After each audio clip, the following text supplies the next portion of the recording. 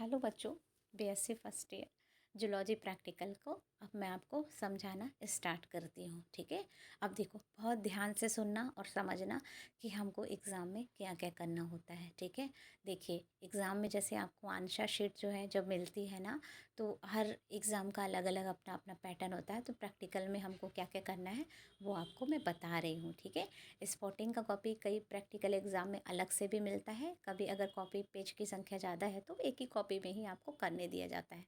ठीक है, तो अभी आप ध्यान से सुन लीजिए कि आपको प्रैक्टिकल में क्या क्या करना है। मेजर डिसेक्शन में आपको करना है कि देखिए डिसेक्शन तो हम करते नहीं हैं, सिर्फ हम उसका वर्णन करते हैं, डायग्राम बनाते हैं। हाँ, मेजर डिसेक्शन में आपको क्या करना है, study of alimentary canal of earthworm, है ना।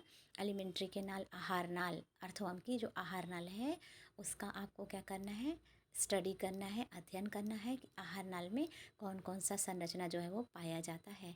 इसके लेक्चर भी मैंने बना करके डाल दिए हैं, अपने वीडियो जो है चैनल पर अपलोड है ना। आप ढूंढोगे तो आपको मिल जाएगा बच्चों। ठीक है, प्लेलिस्ट बनी हुई है, उसमें जा कर के देखें, आपको सब कुछ एक साथ मिल जाएगा एक जगह पर। ठीक है, अगर एलिमेंट्री के नल ऑफ अर्थवर्म है ना, इनकी स्टडी आपको करनी है, पहला क्वेश्चन ये मिल सकता है। अगर ये क्वेश्चन नहीं मिलेगा तो study of nervous system of palaemon prawn, prawn के नर्वस सिस्टम, प्रॉन के तंत्रिका तंत्र का अध्ययन करना। ठीक है, जो कि गैंग्लिया से मिलकर के बना होता है, इनका हमें अध्ययन करना है, जो कि 10 नंबर का है। डायग्राम बनाना है, लेबलिंग करनी है, अगर बोला जाता है तो व्याख्या करें, अदरवाइज़ व्याख्या नहीं करना है। याद रखना है कि क्या क्या किस पोजीशन पर नामकरण किया गया है, नाम क्या क्या दिया गया है। जैसे मान लीजिए एलिमेंट्री केनाल की शुरुआत माउस से होती है, माउस से एनस तक होता है ना। इसका प्रॉपर वीडियो दिया हुआ है बेटा, मैंने बनाया हुआ है, आप चैनल पर जाकर देख लेना। ठीक है ना।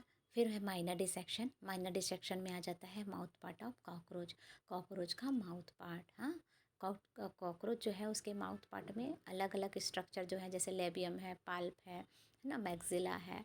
तो ये अलग अलग स्ट्रक्चर जो है वो पाए जाते हैं। कॉकरोच का mouth part biting biting chewing करने के लिए अनुकूल होता है ना।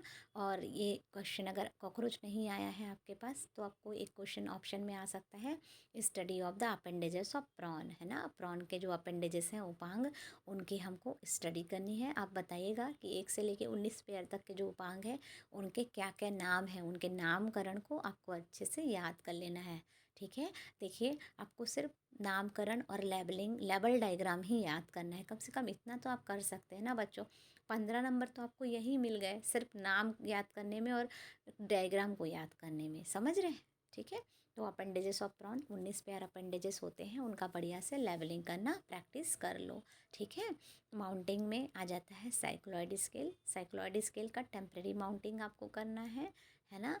और इसमें क्या करना है बच्चों, जैसे फ़िश का वेस्ट वाला प्रोडक्ट होता है ना, उसको हम मार्केट से ला करके उसको क्लीन करके साइक्लॉइड स्केल का स्लाइड बनाने वाले हैं। तो हम क्या करेंगे, साइक्लॉइड स्केल को क्लीन कर लेंगे, है ना, पेट्री डिश में रख लिए। फिर उसके बाद एक मतलब साफ़ सुथरी साइक्लॉइड स्केल को हमने अपने स्लाइड पर रखा। ठीक है, उसके बाद उसमें थोड़ा सा एओसिन डाला, हाँ एओसिन डाला, और उसके बाद में ग्लिसरीन डाल के उसके माउंटिंग करके कवर स्लिप लगा दिया। ठीक है, अब हम उसको माइक्रोस्कोप में रख करके देखते हैं कि साइक्लॉइड स्केल में आपको क्या क्या स्ट्रक्चर जो है वो दिखाई दे रहा है। ठीक है, स्लाइड बनाते समय ध्यान रखें कि स्लाइड साफ़ सुथरी बननी चाहिए, एयर बबल नहीं होना चाहिए। और जब आप आए प्रैक्टिकल करने तो टिश्यू पेपर, है ना, और नीडल जो है, ब्रश है, वो ज़रूर साथ लेते आएँ। ठीक है, बहुत इंपॉर्टेंट जानकारी है। साइटोलॉजिकल प्रिपरेशन मतलब उसमें आपको क्या करना है, सेल डिवीज़न का स्टडी करना है। ओनियन रूट टिप, प्याज की जो जड़ होती है उसके टिप में स्क्वैश प्रिपरेशन करना है, और उसमें समसूत्री विभाजन की अवस्था का अध्ययन करना है। माइटोसिस सेल डिवीज़न मतलब समसूत्री विभाजन, जो कि 5 नंबर का है।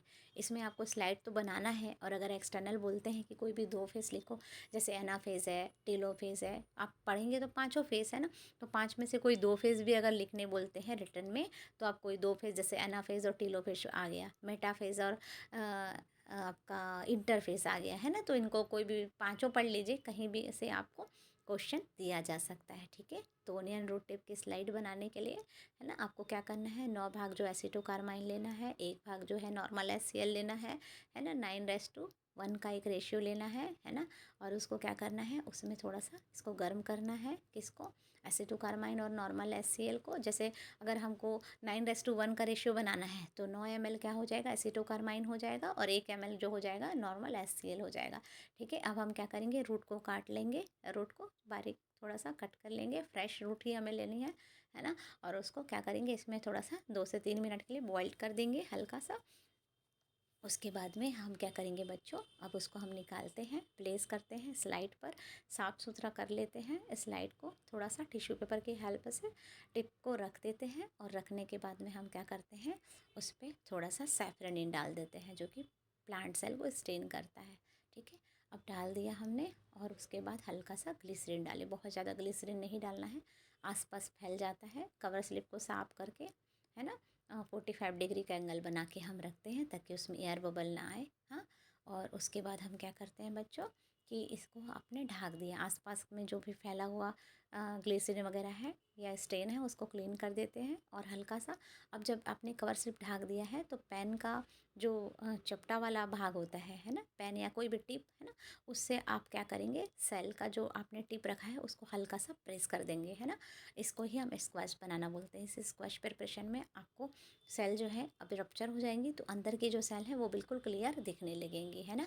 तो वहाँ पे आपको माइटोसिस सेल डिवीज़न की साफ सुथरी, क्योंकि ये वर्धी भागों में पाया जाता है, ग्रोइंग रीजन में पाया जाता है, और रूट जो है ग्रोइंग रीजन का पार्ट है, इसीलिए हम रूट पोर्शन को ही लेते हैं। ठीक है, तो सेल बायोलॉजी का ये बहुत इंपॉर्टेंट एक प्रैक्टिकल होता है 5 नंबर का, इसको आप अच्छे से इसके प्रैक्टिस कर लेना। ठीक है बच्चों, तो ये कम से कम ये 4 क्वेश्चन को बहुत अच्छे से करके आइएगा, तो कम से कम बच्चों आपका 20 नंबर तो डन है, कहीं नहीं गया। आप मेहनत अच्छे से करिए, आपको सक्सेस ज़रूर मिलेगी। All the best.